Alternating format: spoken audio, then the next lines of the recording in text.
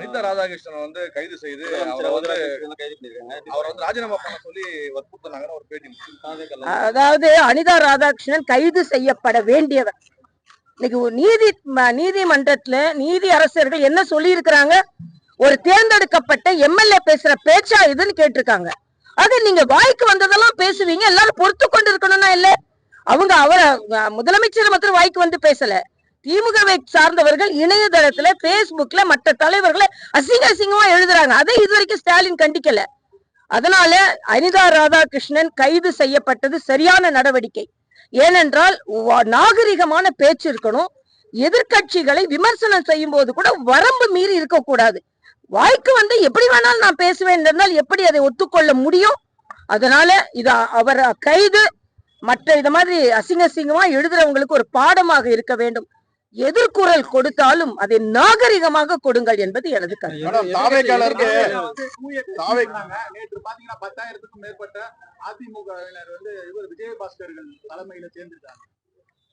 இல்ல, இதுல முதல்ல தூய சக்தி என்பதை அவர்கள் எப்பொழுதும் மெயின்டைன் பண்ணணும்.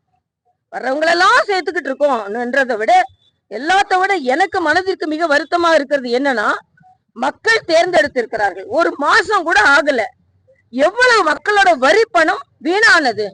அதுல உடனே விஜயபாஸ்கர் போன்றவர்கள் எல்லாம் 80,000 ஓட்டுக்கு மேல வித்தியாசத்துல ஜெயிச்சவங்க மக்களின் அந்த எண்ணத்தை கொஞ்சம் கூட மதிக்காம உடனே நீங்க ராஜினாமா செய்துட்டு சுயநலத்திற்காக ராஜினாமா செய்கிறீர்கள் என்றால், சுயநலத்திற்காக ராஜினாமா செய்யும் சட்டமன்ற உறுப்பினர்களை ஜனநாயகத்தில் சார்ந்த மக்கள் மன்னிக்க மாட்டார்கள் என்பதான் எனது கருத்து. அதான் சுயநலத்திற்காக, அப்பட்டமான சுயநலத்திற்காக இவர்கள் எல்லாத்துக்கும் உடனே ஒரு காரணம் சொல்லிடுவாங்க. அங்க ஆளுநர் ஆட்சிக்கு வர முயற்சி செஞ்சாரு, பாஜக பின்னால் இயக்கிச்சு. உங்களோட சுயநலத்திற்கு நீங்கள் முடிவு செய்து விட்டு பாஜகவையோ மற்றவர்களையோ குறை சொல்வது எவ்வளவு நியாயமா?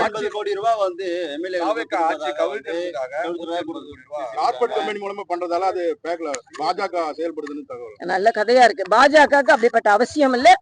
அப்படி பணத்தை கொடுத்து ஆட்சியை கவிழ்ப்பதை நான் வன்மையாக கண்டிக்கிறேன். அந்த முயற்சியை நான் வன்மையாக கண்டிக்கிறேன். இல்ல, பாஜகவுக்கு எந்த பங்கும் இல்லை என்பதை நான் தெரிவித்துக் கொள்கிறேன்.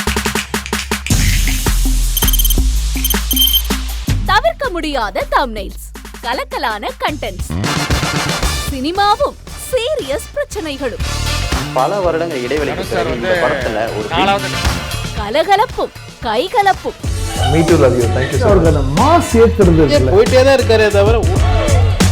பிரேக்கே இல்லாமல் பிரேக்கிங் நியூஸ் சொல்லும் தந்தி டிவி ஆப்.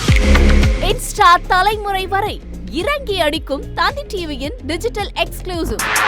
அது தண்ணிக்குள்ள போகும்போது ஹேங் ஆயிடுச்சு. உங்களுக்கு விஜய் சார் எந்த அளவுக்கு ரொம்ப பிடிக்கும்? Of course, Malayalis are huge Vijay sir fans. ரெண்டு பேருமே ரொம்ப பிடிக்கும் எனக்கு. தந்தி டிவி ஆப்பை இலவசமா டவுன்லோட் செய்யுங்க, ஃபாலோ பண்ணுங்க, சப்ஸ்கிரைப் பண்ணுங்க, என்ஜாய் பண்ணுங்க.